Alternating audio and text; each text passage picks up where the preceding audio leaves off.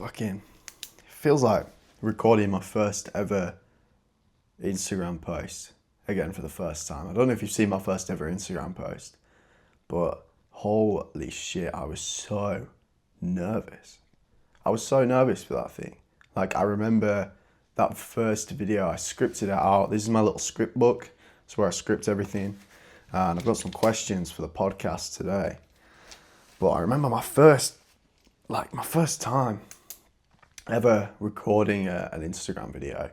Oh my God, man. Like, I scripted it about 20 different times.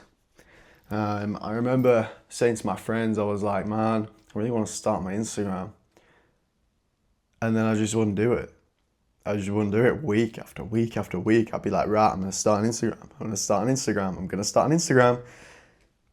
It was a joke. It was a joke, man. And then I filmed it about 4 different times as well.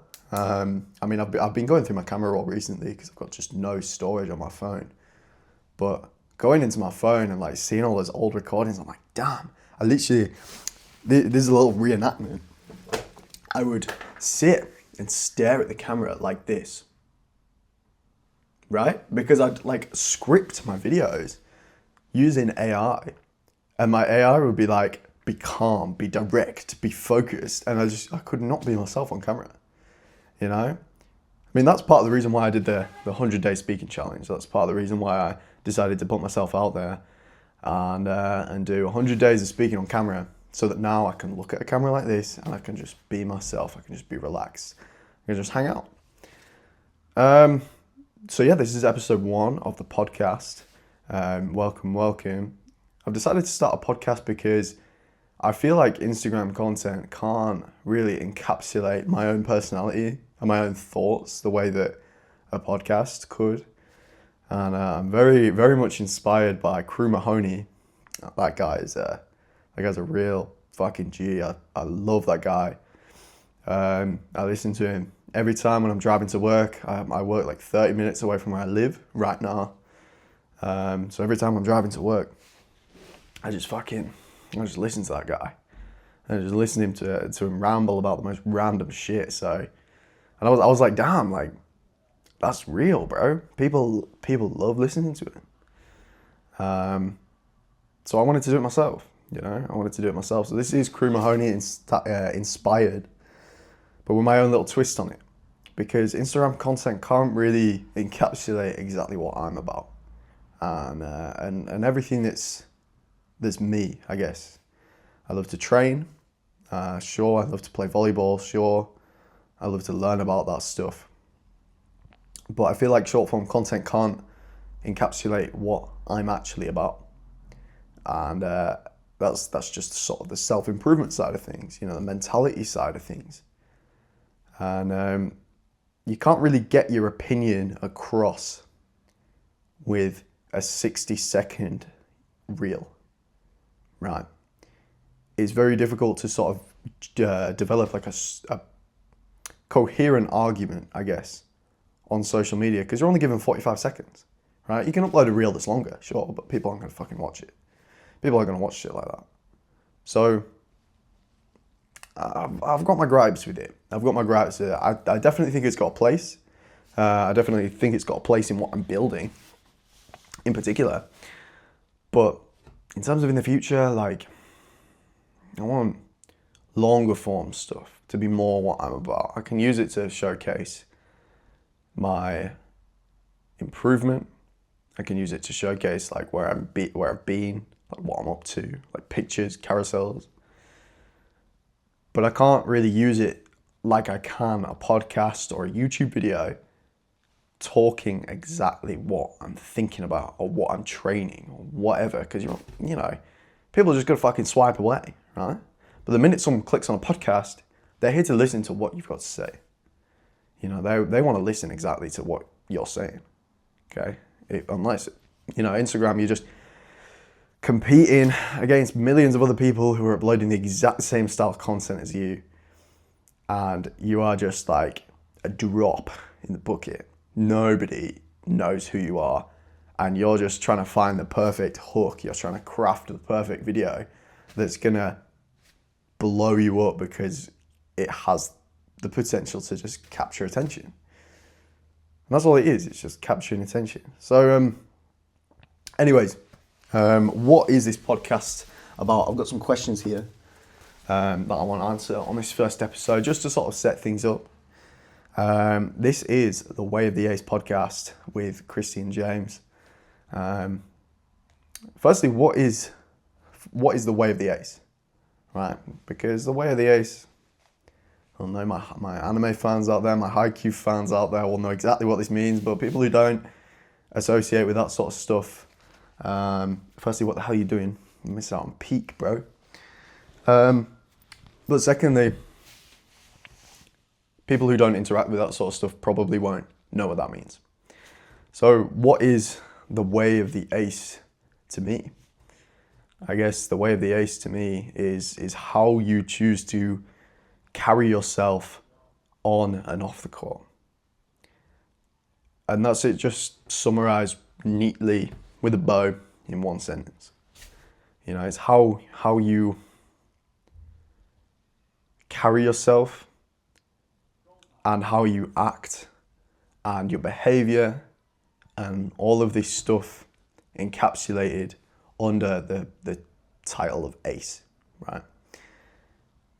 When you think of an ace, you think of somebody who's highly skilled. Sure, yeah, somebody who's very skilled.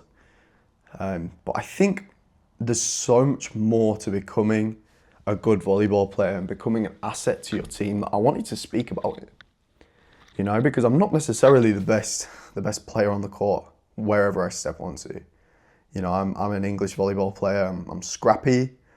I'm unpolished. I'm more athletic than anything. You know, I'm not very refined technique-wise, but somehow I've found a way to become an ace on the teams that I've been a part of, and that's not me being fucking egocentric or anything. It's nothing like that. It's not like an ego statement or anything. It's just becoming an ace is more than just learning how to hit a ball hard, you know, and learning how to score points. It's way more than that, so much more than that.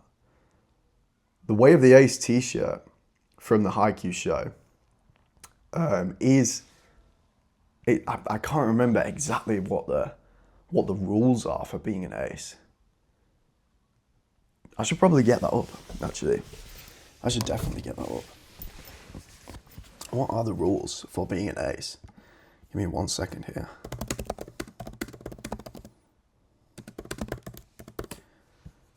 Because being an ace, like, this perfectly encapsulates it. I'm thinking of one image. Probably make it the image for this podcast. There we go. So, it's a t-shirt in the show that Hinata buys. And on the back of it, it says, the Way of the Ace. Number 1, your back should always be an inspiration to your teammates. Number 2, smash every wall in your way. Number 3, every ball shall be spiked. Okay, that's the Way of the Ace in through the lens of Haikyuu. I think it's more complex than that. I don't think it's just those 3 things. But I guess summarized for a t-shirt, it's sort of perfect. The skill side of things is encapsulated within the every ball shall be spiked. So always committing yourself to athletic improvement and performance improvement and all of these things. They're super duper important. These things are ridiculously important. It's why I started my Instagram in the first place, because I wanted to commit myself to the improvement of my volleyball skills and share as well, and share that knowledge with other people, especially coming from England. The volleyball scene here is not good whatsoever. It's not good at all. And I think we need a bit more English representation. I think beach-wise we're doing better, but indoor-wise we just can't match up to our European counterparts. There's just so much higher quality volleyball out there. And I think part of that is because there isn't enough representation. You know, there's not a lot of English volleyball players who come up and share their knowledge with other people. I think that's part of being an ace, I guess, if you like. So when I talk about starting a podcast called The Way of the Ace, I'm not just coming on here and talking technique with you. I'm coming on here and talking everything to do with being a good player, being the MVP of your team. I met a guy yesterday. I'm recording this the day after I just joined a new club. I got selected for some tryouts for a club based in North Yorkshire called SHM Alliance. And these people, I've been watching them on Instagram for ages. I met some of the guys at a tournament near my home, and super genuine guys, super duper nice guys, all big anime fans. And one of the guys there at the tryouts, he was the team captain, and I learned this after the fact, but he's Canadian. And this guy was dropping hella wisdom. And he was shorter than me. I'm 5'9". He must have been 5'6". Maybe 5'7" at push. You know, he was noticeably shorter than me, but the amount of, for lack of a better word, aura that this guy had was insane, man. This guy was, I'm glazing like hell right now, but he was such a such a great guy and a real commanding presence as well on the volleyball court and off the volleyball court. And this guy pulled me aside. Bear in mind that this was tryouts. So whilst I know I'm selected after the fact, whilst I was trying out, I didn't know whether I'd be selected. And this guy pulled me aside. He was like, "Look, Christian, you are one of the best hitters at this tryout. But we are looking at 2 other people over you simply because you are not a commanding presence on the court." And I was like, damn. I was like, God damn. He just told me that, like, straight up, like, out of the blue. We are looking at cutting you, basically. That's crazy. Firstly, I'm very grateful that he told me that, because the fact that he told me that meant that I could improve and actually get selected. But to actually finish off what he said, he basically said to me, he was like, "Christian, you are one of the best hitters here, but we are looking at 2 other people over you because you're just not talking enough. You're not talking enough." And he basically said your mental game, the mental side of the game is lacking. When you cut through the noise of the court and you hear somebody on the other side of the court and he's screaming, "Give me the ball, give me the ball." He's like yelling, he's like going crazy. That gets in your head, especially as a middle blocker, right? Not that I'm a middle, but as a middle blocker, that gets in your head because you're thinking, right, where's the ball going? I need to complete this block. I'm hearing this guy screaming on the other side of the court for the ball. Maybe I'll cheat that way, you know, because it looks like he's going to get the ball. And that creates gaps. Just being louder creates gaps. Okay? He also said that the MVP is determined by the other team, not your team. Okay? Now, what does that mean, right? Your team does not decide the MVP because you would just pick out the most skilled player on the court. You just pick out the most skilled player and say, right, that guy, maybe he played for England, maybe he played nationally, whatever. He's our MVP. He's our most valuable player. Or maybe it's a player that's a super all-rounder and could do any position. He's our MVP, right? Going into a game, though, none of that matters. Still a set to 25. Still score 1 point at a time, regardless of who your MVP is. Each person can score 1 point at a time. That's all you can do. You can spike it really hard. You can tip it every single time. If both are earning points, both are earning points, right? So the other team determines who your MVP is, because they don't have a predetermined player profile of everybody on your side of the court. And they're not thinking, oh, he's a really good all-rounder, he's the MVP. No. They're going to think, who did we think about in the game the most? Who were we blocking the most? Who did we have to have big team talks about? That's the MVP. That's the ace. That's the way of the ace, getting in the other person's head, just simply being louder. And that's what they were looking for at this tryout. And when he said that to me, I was like, damn, this guy is wise beyond his years. Now, I learned, obviously, after the fact that he is Canadian, and the standard of volleyball over there is just insane. There's a big, wide world out there. And no doubt he was a fantastic player as well. He was a great player. I only got to see him play a little bit, but in the time that I did see him play, he was doing insane. So I'm just checking whether this is still filming. We're still rolling. So yeah, I guess that's the way of the ace for me. You know, that's one part of it, the whole mental side of the game.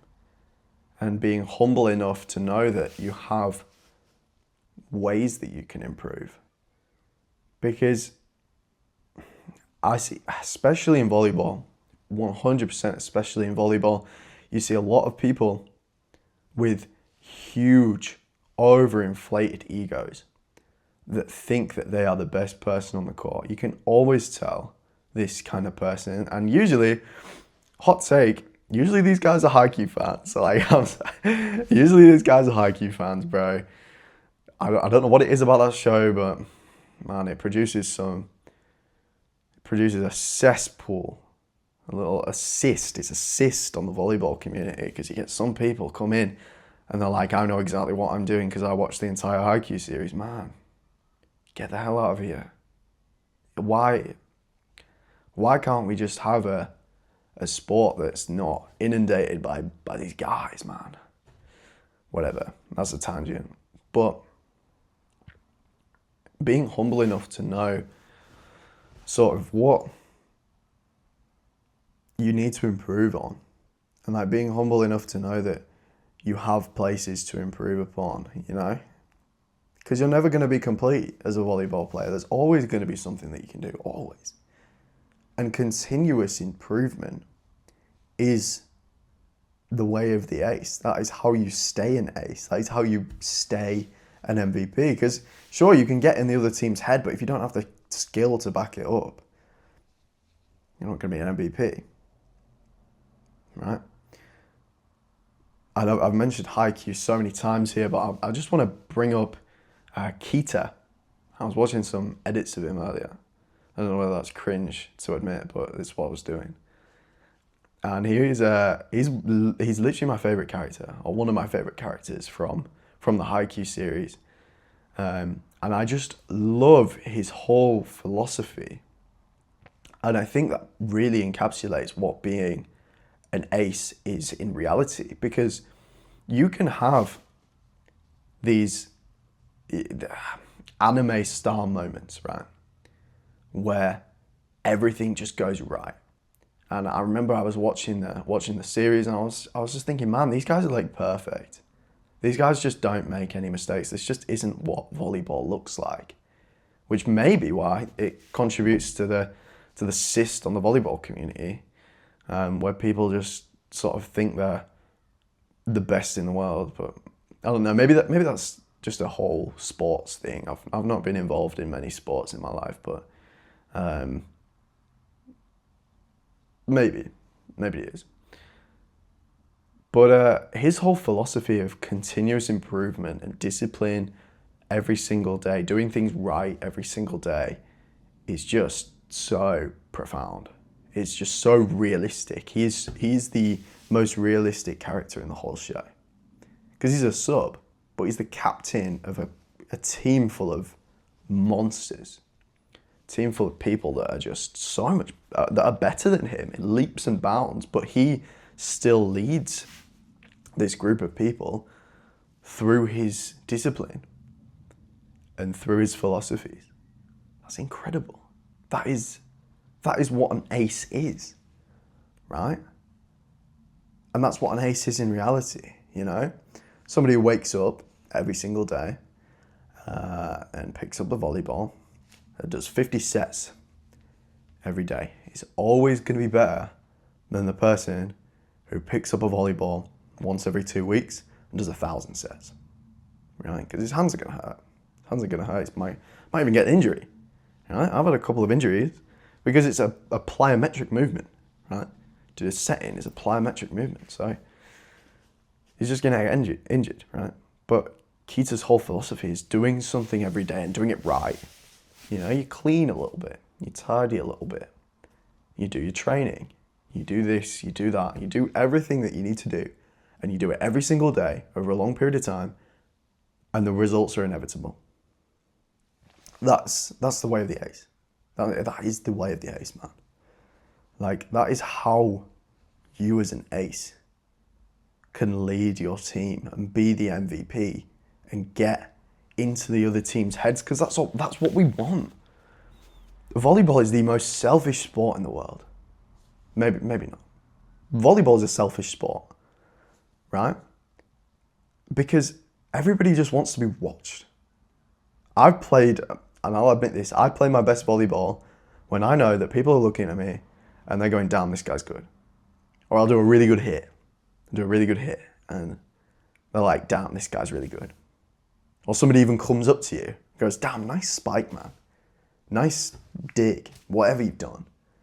That shit is awesome. That shit is so good, dude. Like, and it just makes me want to play better.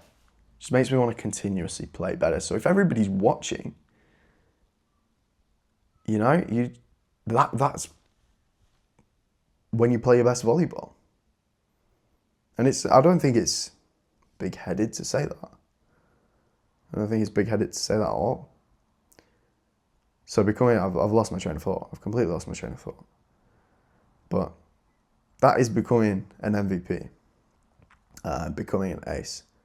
Being humble enough to know that you have room to grow, but living in the moment. And really playing in the moment as well. Having a strong mentality. And that just comes under, I forget which one, I think it's number 2. Your back should be an inspiration to your teammates. Dude, that is so profound. Your back should be an inspiration to your teammates. To reiterate, that's incredible. Because what does that mean? Well, it means your team has faith in you. Your team has the faith in you to know that you are going to spike the shit out of that ball. You're going to ruin that ball. And you're going to get them a point. No matter what. No matter what the situation is, you're going to get them a point. How do you build up that faith? Well, it's through consistent training. It's through repetition. Okay, people only believe something when they see it enough times. And when you see that, when you go up, man, and your teammates are just like, yeah, like people know when the set is tight, you're still going to ruin the ball, or when the ball goes all over the place, you know, and they just need to get a dig set somewhere, always comes your way. That is the way of the ace. Your teammates have 100% faith in you. Whew, bless her. My girlfriend just came home, so I had to go open the door for her. She doesn't have a key. So I lost my train of thought. But let's just quickly summarize, because I said a lot of stuff there. This podcast is going to basically cover everything that I believe being an ace is going to be, right? And it's going to cover everything that, anything from volleyball improvement, whether it's mindset, whether it's technique work, whether it's training in the gym. All of this stuff incorporates volleyball performance. And ultimately, everybody wants to be the MVP on their team. Everybody wants people to look at them and think, you are the best player on the team. You are the most valuable player. That's what I want. And I'm sure there's so many other people out there who want that too. And I think as an undersized volleyball player, somebody who's shorter, that is still accessible to us shorter guys. We can still do that, but we just have to put in the work with the right mindset in order to get there. So I just wanted to share that with this podcast. Let me just check this. So I've covered what the way of the ace means, what this podcast is for, what to expect. Well, considering I'm covering such a broad topic, it'll just be, I guess, my opinions on, sorry, a little gargle in my throat, that's so gross. My opinions on things going on in volleyball, technique, little things that crop up mentality-wise, training points, stuff that I'm learning, stuff that I'm doing, you know.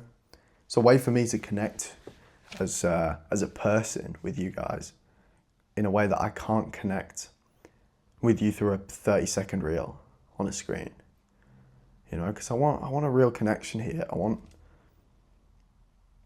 want you to invest in me as a person, because I really want to give something back. I really want to share some real value in this space, because there's been a couple of instances where I've chased the numbers, and I think that this is something that happens with everybody who starts social media to some degree. You chase the numbers a little bit. You get wrapped up in the numbers, the views, the followers, the likes, the saves, the shares, all these things. It's almost another kind of doom scrolling. Like I'll just open my phone and automatically go to my Instagram, go to my analytics, and it gives me a little dopamine hit. I'll just be scrolling through and it'll just be giving me like a little dopamine hit. Because I'm like, yeah, people are liking that video. And then I'm like, well, let's follow all these creators who tell you how to make the perfect sort of optimized content for your business and your brand. And over time, you just end up losing yourself in the numbers. And that's what happened. That's what happened to me. So I guess my final point here is where I've been. I took some time off from social media, mainly for my mental. I know that's a bit of a cliche, but it started to take a bit of a toll on me for the reason that I've just mentioned.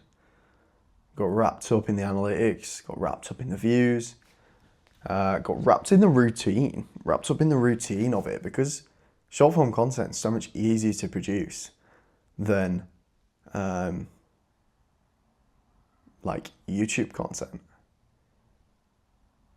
In a way, that's kind of a generalization. But what I mean is that you can make a 30-second video like quickly. You know, you can film it in 10 minutes, edit it down to 30 seconds. Done, right? But for like a full-length YouTube video, obviously it takes longer. I used to make Minecraft videos, and you know, each video used to take me hours upon hours. And so I got wrapped up in the routine of posting every day, and I'd take the weekends off, sure, but then I'd just, like, Saturday be the only day where I'm like, I've got a full day off here. And even then I was trying to fill that day off. So I was just doing too much. I was doing way too much.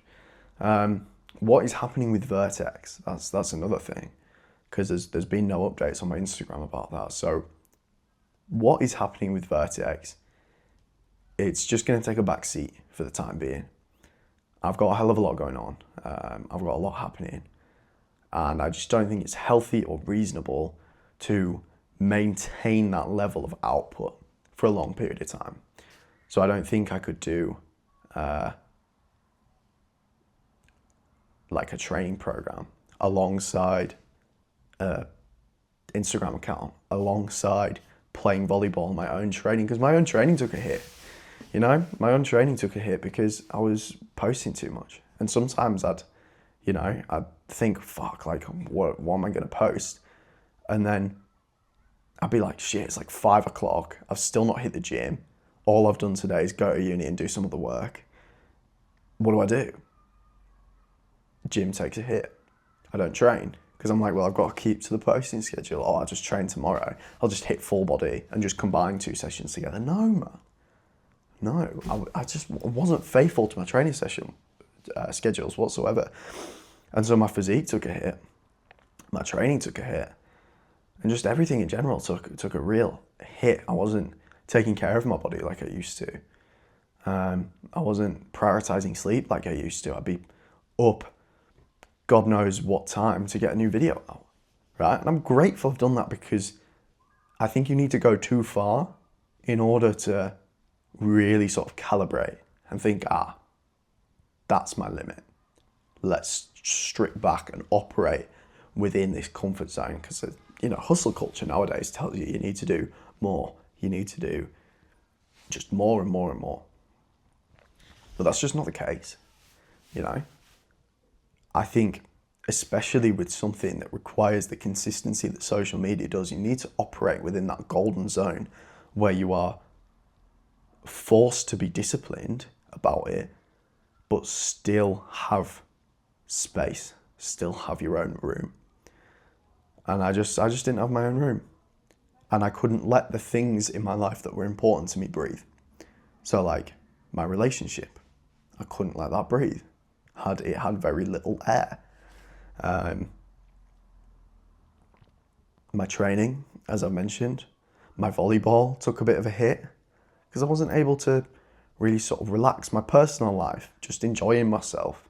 Finally started watching anime again. I'm watching One Piece now, grinding my way through One Piece. All of these things, and no, the projects. I'm one of these people that really love projects, and I always have to have something going on. Otherwise I'm like lost. I just end up wandering aimlessly.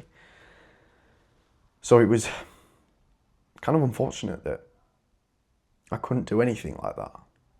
Like writing on Substack, I couldn't do any of that. And I mean, I'm not going to be doing that right now because I'm working on a different project, but still, I just need space to let some things breathe. So that's where I've been. I also had uni assignments. I had some assignments to do, but that's all done now.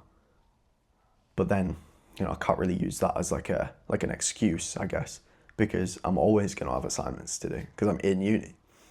So I'm going to have some stuff to do when I go back. It's the summer now, which is why I wanted to start this pod, try and make this a weekly thing. Might be a bit on and off for the first sort of couple of months-ish. Might just try and get a video out when I can, simply because I have some travel plans coming up, which is really exciting. I'm going to Korea, and I'm going camping very soon.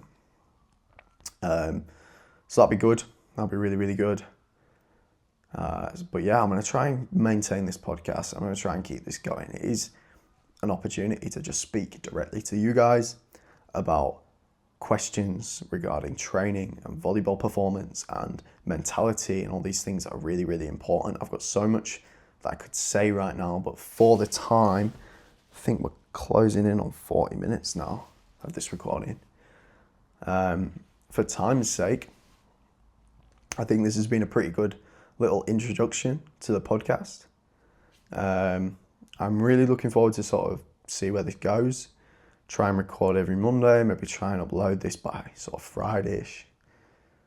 Well, there's not much editing to do, so maybe I can upload it a bit earlier. Who knows?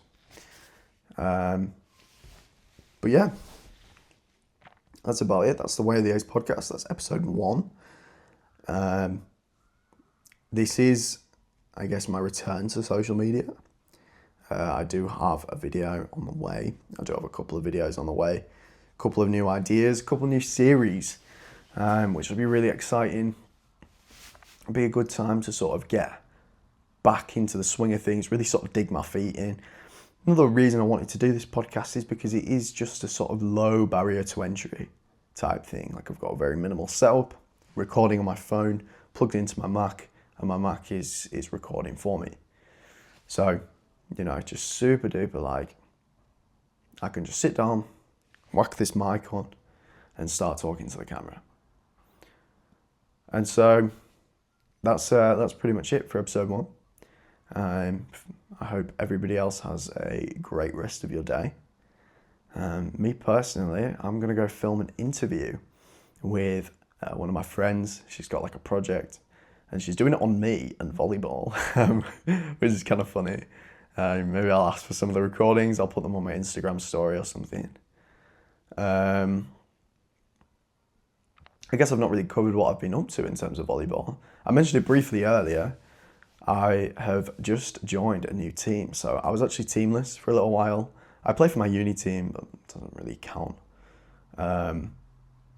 It's more of just like a for fun thing. But I wanted to take volleyball a little bit more seriously, so I was sort of looking around, seeing what teams would maybe take me, and some trials came up for SHM Alliance. It's like a group of guys, anime-inspired volleyball club based in North Yorkshire. And I was like, screw it, let me give this a quick try. And I went yesterday. My head is banging today because I'm so stiff in my shoulders and everything. I've not played volleyball in ages because of my assignments and stuff and the end of the season. So, man, you just forget how much impact your body takes doing it. But yeah, I went to the trials, got accepted, met a whole group of lovely lads, super duper nice. They're all fantastic. And this team is looking to improve. It's looking to go up, which is what I really wanted. I want a group of guys where we can improve together. I think that's so important. Surrounding yourself with like-minded individuals, people that also want to be the MVP. To go back to what I was saying earlier, when you've got an environment where everybody's competing to be the MVP, that is going to be your strongest version of your team. I mean, think about the zone from Kuroko's basketball, right? In that last episode when they go over there, spoiler warning. Maybe I'll keep it light. They unlock like a new version of the zone where everybody collaborates together, and it's kind of like a power friendship type thing, but still, it's like when everybody's like rivaling against each other, you're all pushing each other up, you're trying to strive and reach for new heights together. That is always going to be more effective than reaching for new heights on your own. So, super great environment. This is kind of like the training arc. I actually thought of a fire Instagram bio earlier. I might actually put this as my Instagram bio. But, what was it? Oh no. It was something like, that was it. Every arc is a training arc. Now, I don't know whether that's fire or not. I really hope that that's as good as it sounds to me. Because if not, that'll just sound weird. But every arc is a training arc. And this is the training arc of training arcs. This is like, damn. Like, I'm going to try and take this to the next level. So, that's the podcast. That's the way of the A's. Fingers crossed, I'll see you next week with a new episode. Like I say, I'm going camping, so keep an eye on my Instagram for some pictures. It's the type of real camping where you go out and you just like, you every morning you got to go collect your water, and like you probably like shit in a hole or something and then bury it, or just I don't know what I'm going to be doing, but we'll see. We'll see what that brings. I've always been an outdoorsy type, so that'll be fun with some friends that I've not seen for a long time. And then, like I say, I'll be going to Korea very, very soon, in a couple of weeks. So likely there'll be an episode that goes out just before I go. And then I'm hoping that I can keep this podcast going whilst I'm in Korea. We'll see. But anyways, that's it for today's pod. Thank you so much for watching. This has been episode 1 of the Way of the Ace podcast with Christian James. And yeah, my throat needs to stop making that noise. That's really, really gross. I really hope the mic isn't picking that up. Anyways, thank you very much, and I will see you all in the next one. Peace out.